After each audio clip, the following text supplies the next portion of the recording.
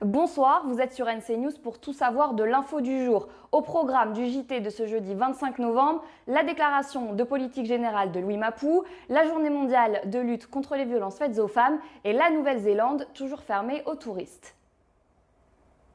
Cette fois-ci, c'est la bonne. Louis Mapou a prononcé ce matin au Centre culturel Djibaou son discours de politique générale. Voyons ensemble ce qu'il faut retenir de cette feuille de route énoncée par le président du 17e gouvernement. Pour ce qui est de l'introduction, Louis Mapou a entamé son discours en formulant le souhait que celui-ci maintienne, je cite, « l'esprit et la logique du processus de décolonisation ». Fin de citation. Le président du gouvernement est ensuite revenu sur la crise sanitaire avec un message de gratitude envers l'État. Côté actions à mener, celles-ci devront toutes converger vers la cohésion sociale.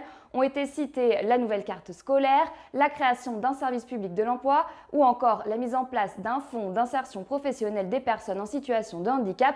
On retiendra enfin l'importance accordée à la lutte contre les violences faites aux femmes. Et justement, en Nouvelle-Calédonie, les violences faites aux femmes restent plus que jamais un grave problème de société. Aujourd'hui, 25 novembre, est justement la journée internationale de lutte contre les violences faites aux femmes. Plusieurs actions étaient programmées sur le territoire aujourd'hui pour sensibiliser le public calédonien à cette problématique. Des journées de sensibilisation avaient lieu au Sénat coutumier, à l'université ou encore au cinéma de la Foi.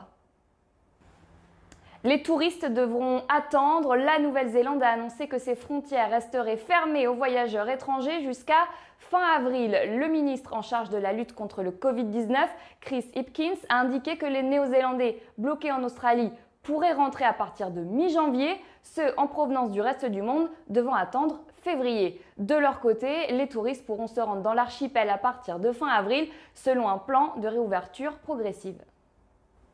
Merci d'avoir suivi l'info sur NC News. À demain pour tout savoir de l'actu.